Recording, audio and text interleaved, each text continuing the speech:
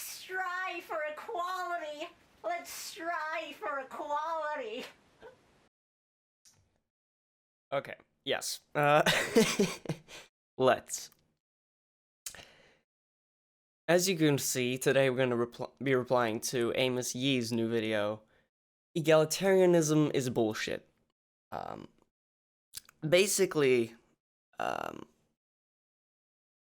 I agree with him. The thing is that he seems to have misunderstood a little bit what egalitarianism is. And I wouldn't want anyone randomly coming across his videos to take his word for it and then also misunderstand egalitarianism, and then the whole thing will break. Yeah, we'll get on with it, and I think you'll learn something cool in the process here. Egalitarian. Right. I'm trying a new setup here, so this is not working that great. A trend of thought that favors equality for all people, which is, of course, absolute bullshit, and is one of the few things I agree with dead Singapore dictator Lee Kuan Yew. Okay. So, here, the thing is that doesn't quite encompass it. Equality of opportunity and equality of outcome are two different things. And equality of opportunity is what egalitarianism wants. And equality of outcome is what the radical feminist SJWs want. Which I'm going to explain in more detail later. The human being is an unequal creature. This is a fact. And we start off with a proposition. All great religions, all great movements, all great political ideologies say, let us make the human being as equal as possible. In fact, he is not equal, never will be. Which is, of course, absolute bullshit. People are not equal. Let me make it clear that it's an empirical fact that social equality doesn't exist. Some people are better than others. Yeah. Basically goes on to make the point that some people are better, which people are. It's very true, and people don't want to admit it. But that doesn't mean some people shouldn't be allowed to do some things, which is why we've got equality of opportunity instead of equality of outcome. For example, I, a creative genius with an estimated IQ of 134, is worth more than a retarded person. Get over it. Depending on whatever factors an individual judges someone based on their own personal subjective judgment, one individual will be worth more than another. You might not want to admit it, but it's true. Equality really is a problem with the democratic process of electing. Really, everyone's vote should not be equal. People who are informed politically should have their vote be worth more than the politically apathetic, uninformed Joe. Unfortunately, until science evolves where we have a device which is able to record the relative political knowledge of a person to see how much his vote is worth, sadly, there isn't a better alternative when voting. Yeah. This point is a bit of an off point, but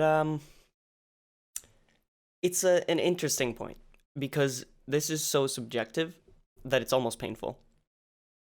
If this device was made by, let's say, SJWs, it would instantly say that anyone who is saying what you're saying, right, is ableist and racist and therefore stupid and apathetic to everything in the world.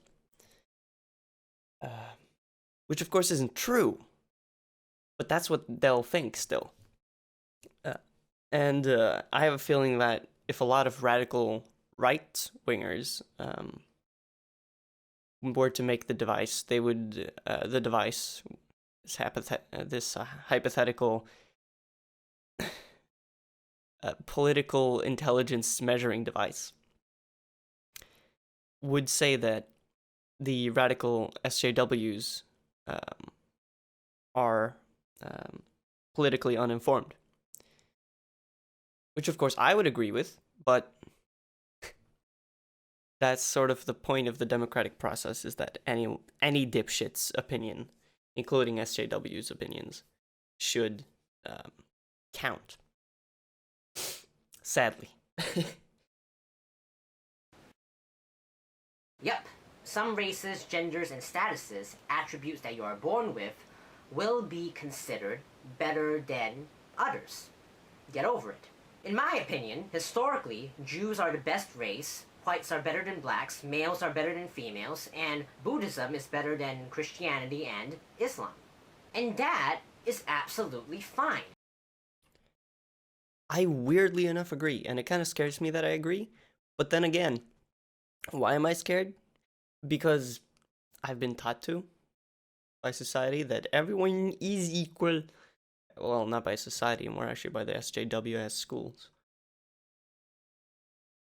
Yeah, I'm gonna go back to... Shut the fuck up. What is wrong with having a subjective opinion that one group is better than another? Why do I have to be afraid to be sent to jail for it? Does that mean that I condone racism, sexism, and discrimination? Of course! And it's absolutely logical to do so. The issue is that society has made those words, racism, sexism, discrimination, have negative connotations when really think about it. Why should they? Think of the two disgusting movements in the West which sprung up because people tried to attain an equality that will never happen. Yeah, so discrimination and stuff like that. I mean, on certain points within those, he's kind of right. But then again, arbitrary discrimination, like black people aren't allowed to be a nurse, or aren't allowed to be nurses. That would be just weird. Or males aren't allowed to be nurses. When he thinks equality, he's thinking quality of outcome. He's thinking, oh, we don't want to force there to be 50% male, female nurses. And we don't want to force there to be 25% black nurses, 25% white, 25% Asian, 25%, I don't know, Hispanic. We don't want to force these quotas. Which, yes, is true. But we want everyone to be able to get those jobs.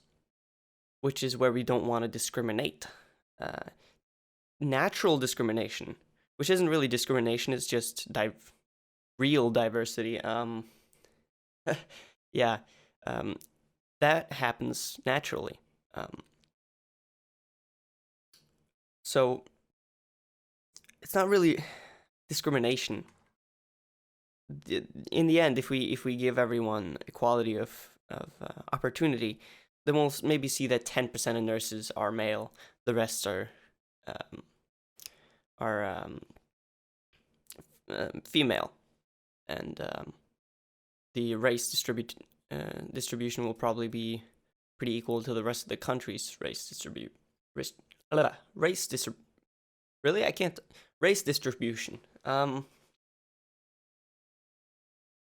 So I think, yeah, it's basically just a small misunderstanding on his part here. Back to the video. The horrendous Black Lives Matter movement, and of course, the disgusting feminism. Retarded females and black people going on the streets fighting for an equality that doesn't exist, ironically giving people an even bigger reason why they should be discriminated even more. However, though I condone discrimination, I do not condone enslaving black people, not giving females the rights to vote, or making gay marriage illegal. I oppose those actions viciously. Because people are under a horrendous misconception. Those issues were not about achieving equality. Those issues were about attaining freedom. And this is where he gets into the right path. He starts talking about freedom. And when he says freedom, the term he should be using, at least in my opinion, is equality of opportunity. Because this freedom that he's going to talk of is everyone has the opportunity to do something, doesn't mean everyone will have to succeed. And that is my point. I'm just trying to give him the right words here. When Martin Luther King held his civil rights movement, it was not about attaining equality, although he claimed that it was. It was about attaining freedom for African blacks. When an action creates inequality, that's fine. When an action violates freedom, then that's wrong in my book. Now, my anti-PAP videos are still excellent, but the biggest problem I found about my criticisms towards my totalitarian country, Singapore, is that I made it seem like income inequality was an issue. As Yaron Brook, the leader of the Ayn Rand Institute, mentions in his video trailer of his book, Equal is Unfair, when J.K. Rowling wrote her Harry Potter books, she created something of value. A bunch of great stories that millions of people willingly and happily paid $20 a piece for. What happened to inequality? Rowling became a billionaire and inequality grew. But everyone was better off as a result. Inequality doesn't mean poverty. It just means we make different amounts of money because we produce different amounts of wealth. Minimum wage is implemented in several countries to help reduce income inequality by assisting the poor. That sounds noble, but what that actually entails is that an employer has to be forced into paying a set amount to an employee, even if the employer doesn't think that the employee deserves it. This is a very off point again, but I guess it's true, yes. I completely agree. I think minimum wage should be very minimum, because, yeah, I guess I'm just going to go on further proving this point, and then I'm going to end the video, because I think you've got the difference between equality of opportunity and outcome. So, with the minimum wage thing, if you set a medium to high minimum wage, let's say $15 minimum wage is a lot, that will force stores, let's go with stores. Let's say it's cafeterias or Burger Kings, right? That will force them to pay $15 per hour to every employee, and then add on top of that to the ones they think are excellent. And of course, the McDonald's, the Targets, the big stores, right? The multinational, sometimes corporations, they can easily afford that. But you're hurting the little guy. You're hurting the mom and pop shop, because they just started up and they can't afford paying people $15 an hour. And if they don't, that's illegal. And that's fucked up. That is really messed up.